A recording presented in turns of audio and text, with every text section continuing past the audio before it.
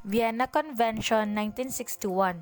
The convention was adopted on April 14, 1961 by the United Nations Conference on Diplomatic Intercourse and Immunities held at the New Hofburg in Vienna, Austria, from March 2 to April 14, 1961.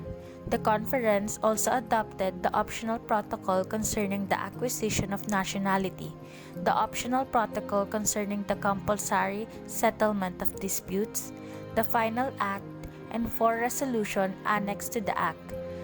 The convention and 2 protocols were deposited with the Secretary General of the United Nations. The final act, by anonymous decision of the conference, was deposited in the archives of Federal Ministry for Foreign Affairs of Austria. Vienna Convention on Diplomatic Relations and Vienna Convention on Consular Relations, 2 different agreements, 1961 and 1963, which means that diplomatic relations and consular relations are independent, autonomous, although coordinated. Consequently, diplomatic law and consular law are autonomous, although coordinated as well. Vienna Convention 1963, Article 2, Establishment of Consular Relations. 1. The establishment of consular relations between states takes place by mutual consent. The consent given to the establishment of diplomatic relations between 2 states implies, unless otherwise stated, consent to the establishment of consular relations. The severance breaking of diplomatic relations shall not ipso facto involve the severance of consular relations. Article 3. Exercise of consular functions. Consular functions are exercised by consular posts. They are also exercised by diplomatic missions in accordance with the provision of the present convention. Vienna Convention on Diplomatic Relations and Vienna Convention on Consular Relations. Purposes and comparison. This is the Article 3 of Vienna 1961. First, the functions of a diplomatic mission consist inter alia, which means among other things, in letter A, representing the sending state in the receiving state. B. Protecting in the receiving state the interests of the sending state and of its national within the limits permitted by international law. C. Negotiating with the government of the receiving state.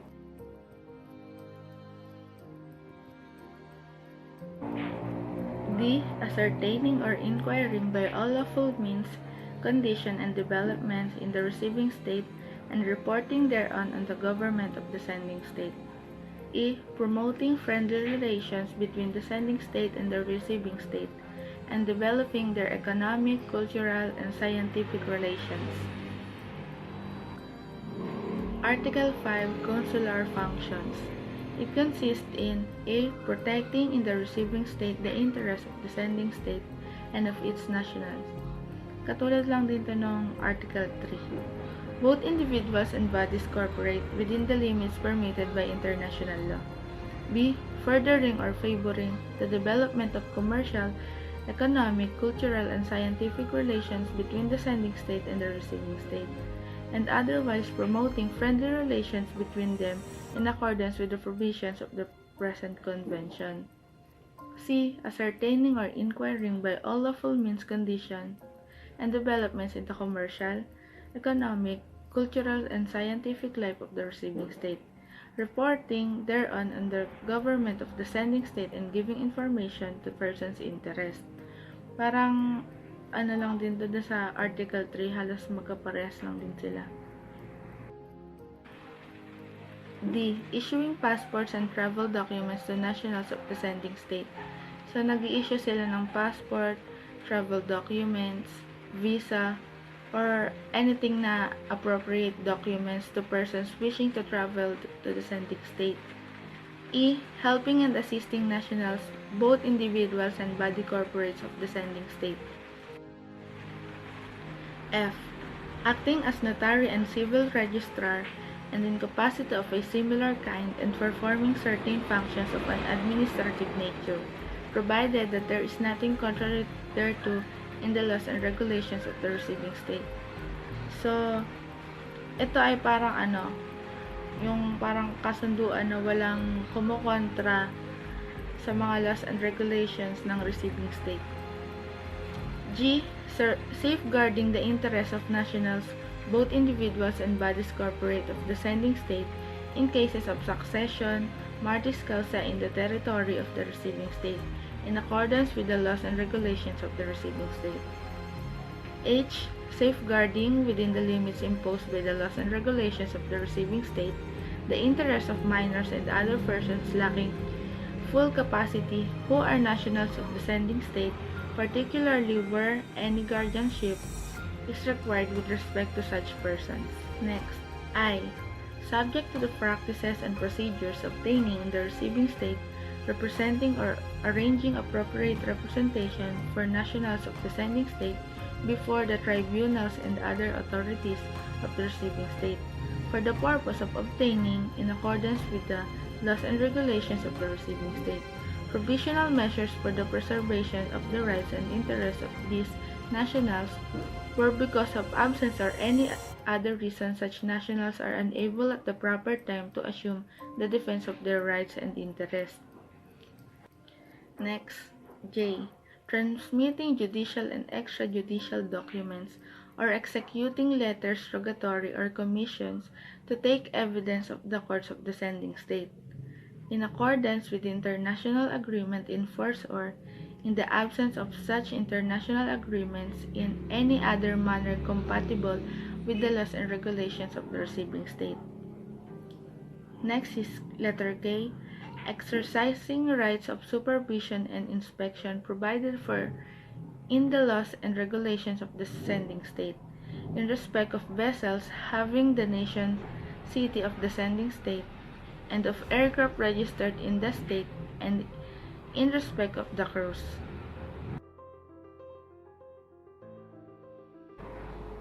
Last is letter L, extending assistance to vessel and aircraft mentioned in subparagraph K. So, kasali to dun sa letter K of this article, and to their crews, taking statements regarding the voyage of a vessel, examining and stamping the ship's papers, and without prejudice to the powers of the authorities of the receiving state, conducting investigations into any incidents which occurred during the voyage, and settling disputes of any kind between the master, the officers of the seaman, insofar as this may be authorized by the laws and regulations of the sending state. The diplomatic career path in Italy by the Minister of Foreign Affairs. Second Secretary on trial, 9 months yung sa Diplomatic Institute, at sa Ministerial Office naman 9 months din. Second Secretary, yung duration ng appointment niya ay 10 years and 6 months. Including na dun yung 9 months na trial. And then second Consular, duration niya ay ng appointment ay at least 4 years. Tapos yung first foreign posting cycle niya at yung pag-return niya dun sa Ministry of Foreign Affairs 2 to 3 years bago siya mabigyan ng bago foreign destination.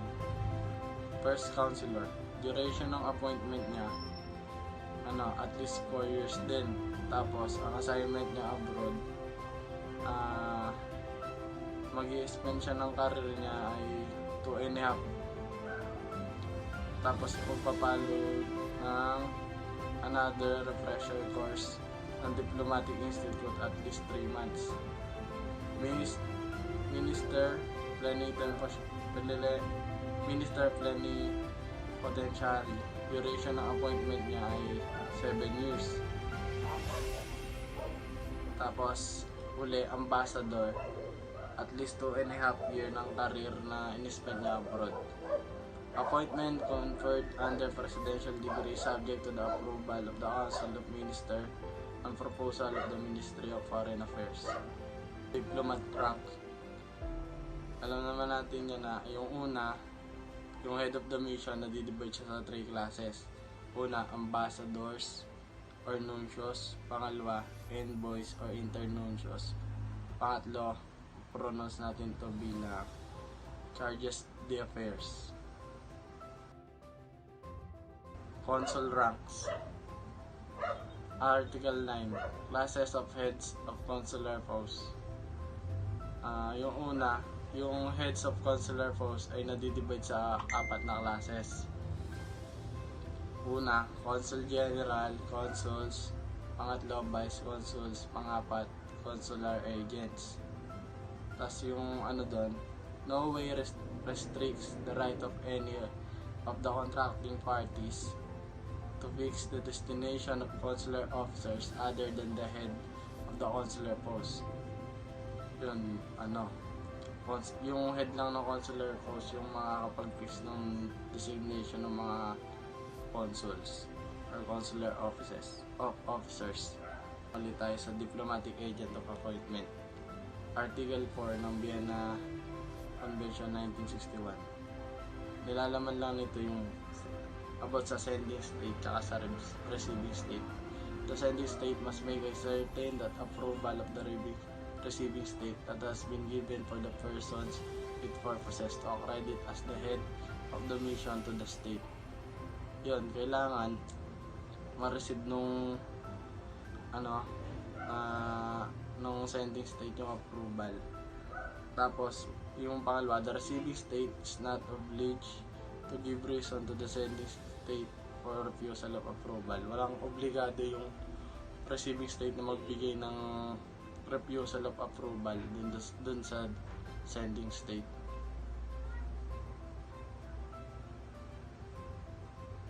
Consul appointment. Number 1. Heads of consular posts are appointed by the sending state and are admitted to the exercise of their function by the receiving states. Number 2.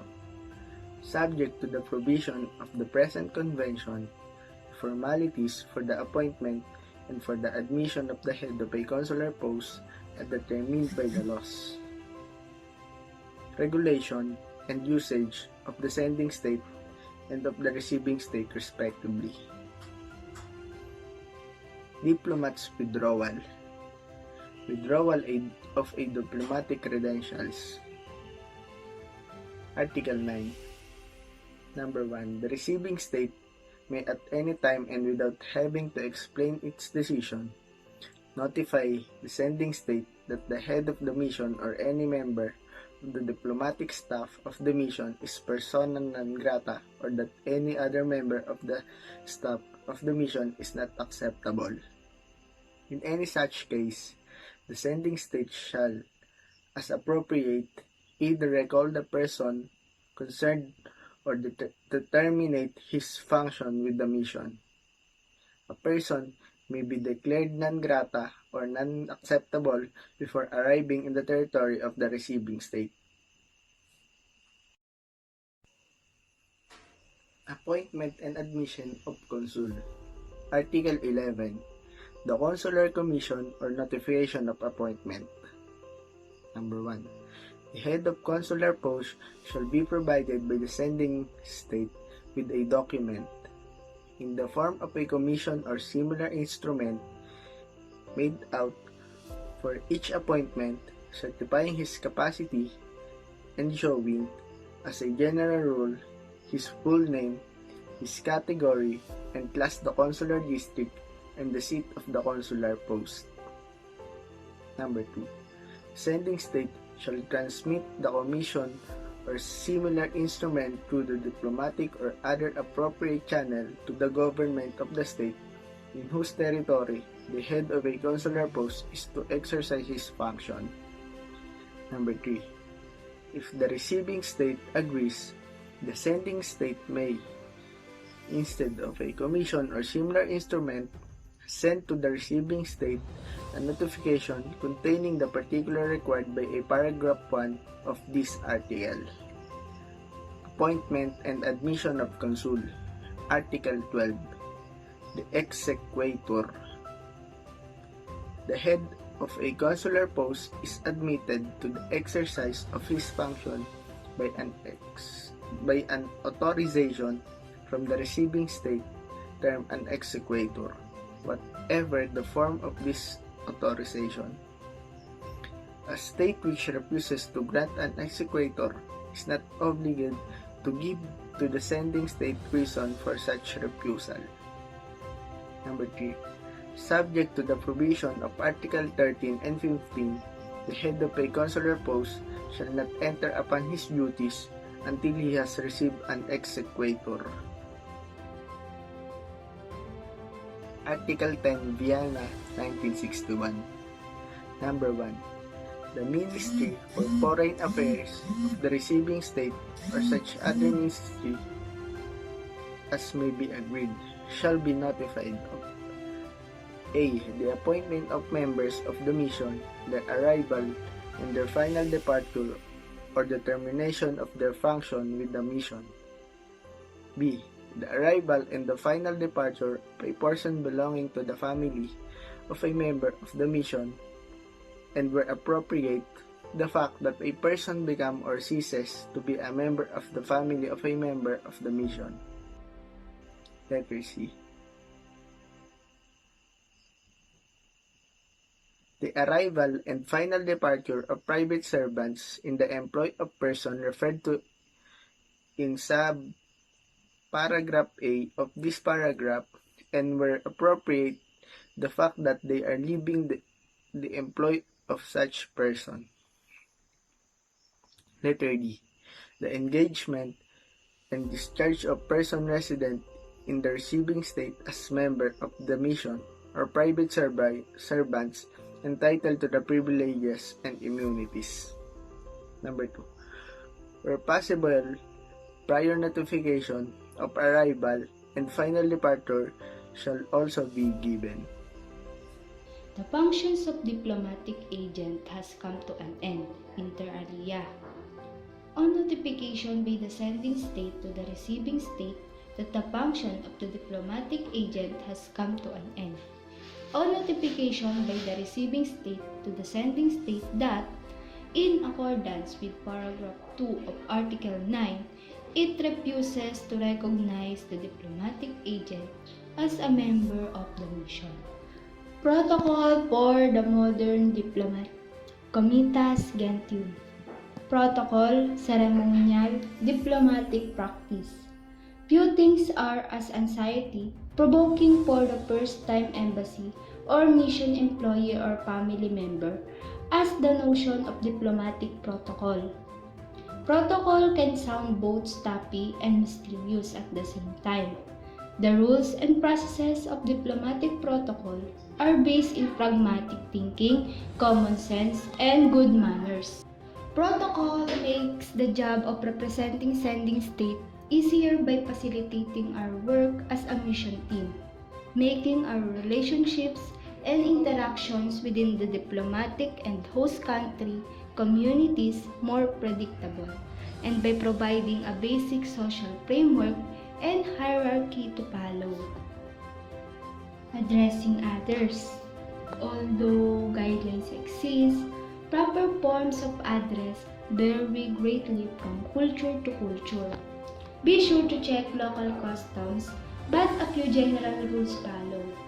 The spirit of formality among diplomatic representatives usually means not addressing others by their first names. One should rely on courtesy titles until invited to do otherwise. Socially, one can refer to a spouse by his or her first name or as my husband or my wife, rather than as Mr. or Mrs. Smith. When dealing with household employees, however, you should still refer to your spouse as Mr. or Mrs. Rosie. Ambassador are addressed as Mr. or Madam Ambassador or Ambassador Policy. Only by special invitation or long friendship should one address an ambassador by first name, and then only when not in the public eye. After retirement or after returning from his or her duties abroad. In some French-speaking countries, The wife of the ambassador may be referred to as Madam Ambassador. Therefore, in those countries refer to a female ambassador by her last name.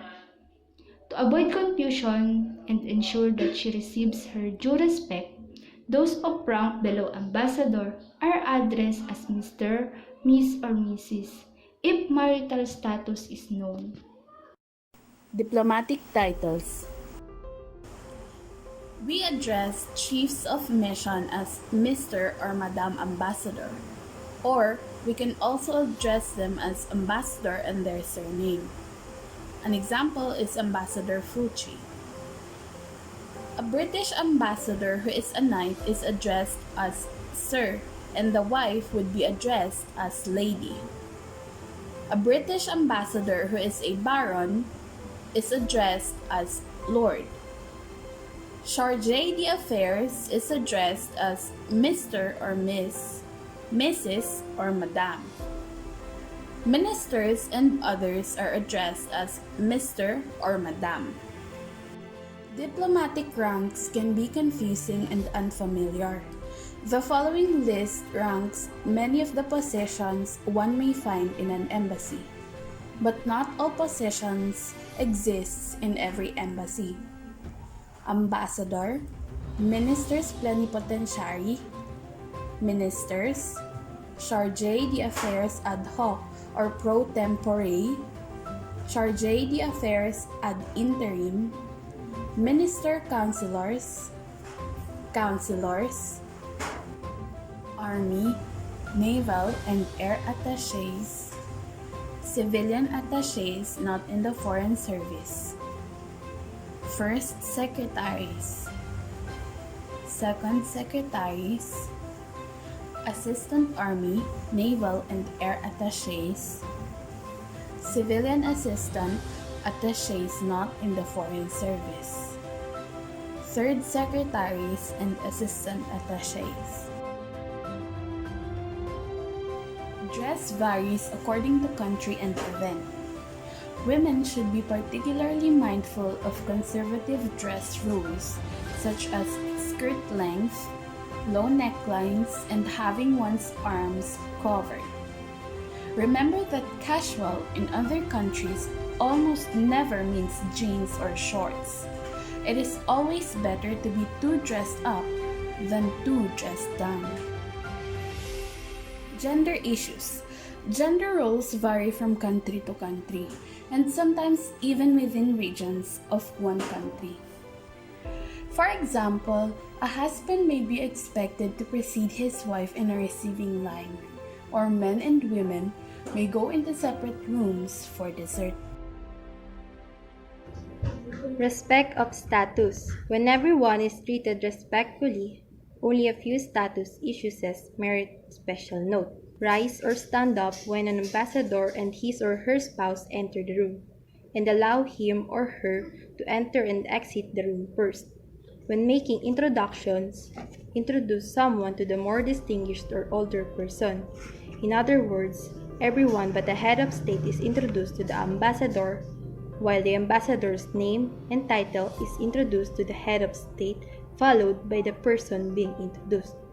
In addition, reserve the far right-hand seat of a sofa as you sit for the guest of honor. Sample seating arrangement for a men's and women's luncheon or dinner. As a general rule, an even number of men and women alternate seats at the table. In American homes, foreign guests take precedence over Americans of comparable rank with the exception of the Ambassador of the United States. The ambassador is seated as a host or hostess to avoid seating precedence conflicts. This courtesy also applies to the ambassador's spouse.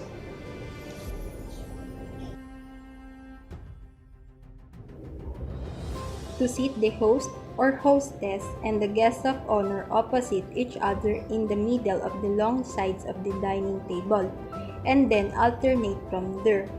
Place a seating chart in the entrance hall so that each guest may find his or her place before entering the dining room. Formal black tie or white tie. Formal wear may be worn at evening performances of the opera, the theater, balls, and for the most formal dinners and evening affairs. But there is a difference in using black tie and white tie. Black tie is generally not worn in the daytime. It is used for formal, laid-back, or casual events. White tie, on the other hand, is higher than black tie in regards with formality. White tie requires the additional formality of a cutaway tails or dress suit for men and a floor-length ball gown for women. White tie dress code in an occasion indicates that the event must be very important and formal, and the guests are titled or have high social standings. We have two different diplomatic corps. Number 1, the whole of foreign states accredited to the receiving state at the same moment. Number 2, the whole of all national diplomats involved abroad within international relations. Diplomatic Corps or Service. Definition: Diplomatic Corps is a de facto reunion of foreign states involved in diplomatic relation with the same state in the same historical moment. We can say that Diplomatic Corps is an international institution. While the Consular Corps, the whole of consuls accredited or appointment to the receiving state in the same city and at the same instant. The definition is Consular Corps is de facto reunion of consuls involved in consular relation within the same state, in the same place, and in the same historical moment.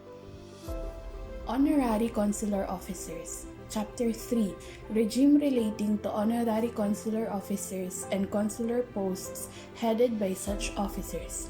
Articles 58 to 68. General provisions relating to facilities, privileges, and immunities. Article 58.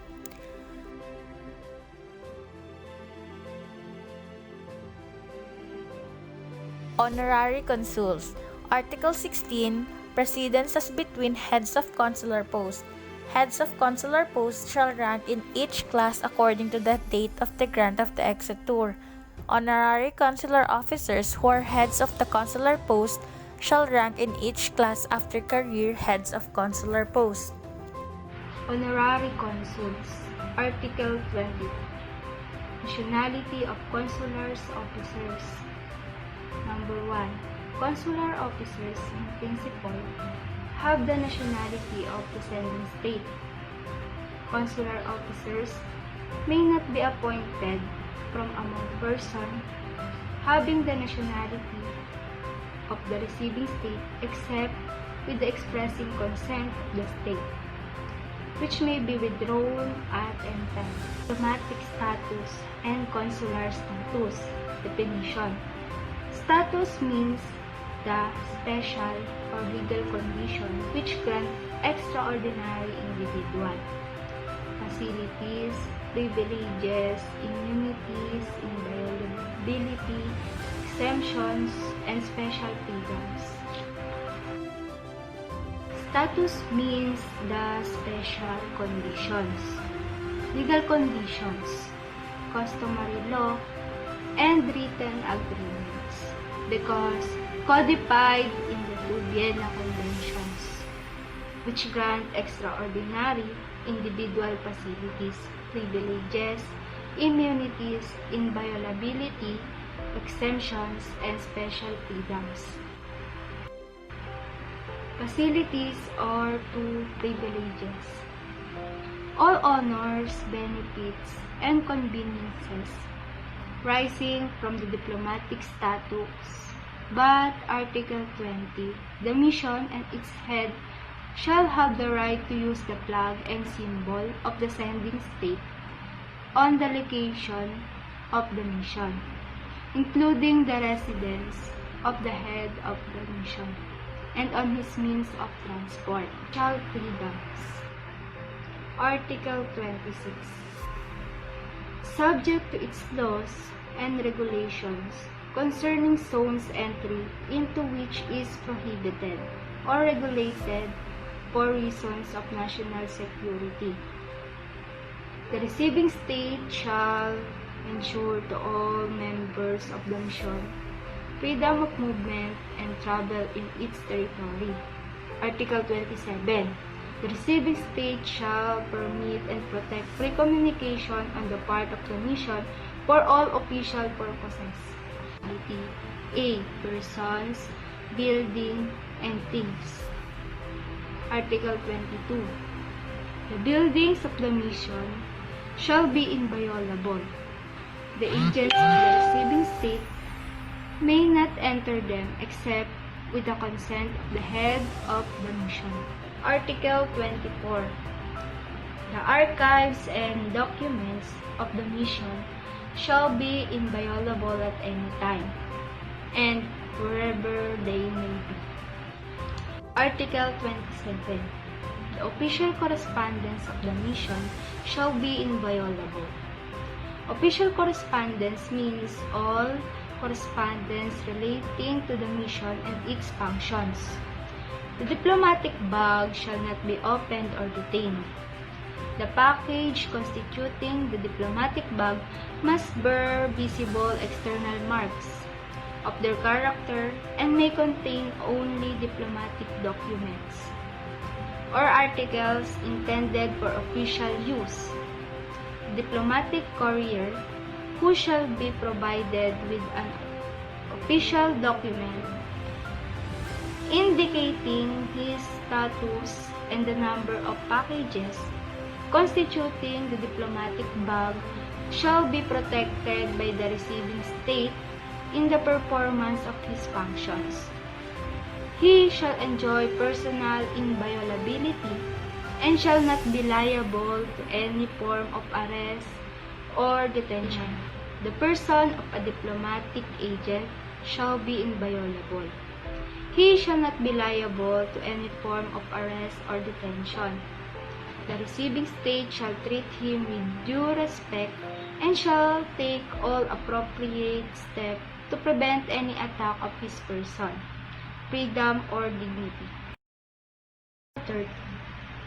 The private residence of a diplomatic agent shall enjoy the same inviolability and protection as the building of the mission. His papers, correspondence, and except as provided in paragraph 3 of Article 31, his property shall likewise enjoy inviolability. Diplomatic immunity. We have two categories of diplomatic immunity. 1. Immunity from criminal jurisdiction, and 2. Immunity from civil and administrative jurisdiction.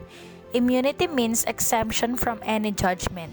Diplomat not be subjected to any form of arrest or detention. Criminal immunity. Article 31. A diplomatic agent shall enjoy immunity from criminal jurisdiction of the receiving state. Criminal immunity means full exemption from any criminal judgment and act. We have a full immunity. The diplomat is covered for all action and act. Any diplomat act related to the function. Any private action even if out of diplomatic mission. Remember, difference aer imperii or aer privatorum acts and aer gestionis acts. Civil immunity. Article 31. He shall also enjoy immunity from its civil and administrative jurisdiction, except in the case of a real action relating to private immovable property situated in the territory of the receiving state, except he holds it on behalf of the sending state for the purposes of the mission. B. An action relating to the succession in which the diplomatic agent is involved as executor, administrator, heir, or legate as a private person and not on behalf of the sending state. C. An action relating to any professional or commercial activity exercised by the diplomatic agent in the receiving state and outside his official function. Next is immunity or status. Article 10. The Ministry for Foreign Affairs of the receiving state or such other ministry as may be agreed shall be notified of A. The appointment of the members of the mission, their arrival and their final departure of the termination or of their functions with the mission. B. The arrival and final departure of a person's belongings to the family of a member of the mission and where appropriate, the fact that person becomes a ceases to be a member of the family of a member of the mission. C. The arrival and final departure of private servants in the employ of persons referred to in sub-paragraphs of these paragraphs and where appropriate, the fact and that they are living in the employ of such person. D. The engagement and discharge of persons resident in the receiving state as members of the mission or private servants, entitled to privileges and immunities. 2. Where possible, prior notification of arrival and final departure shall also be given.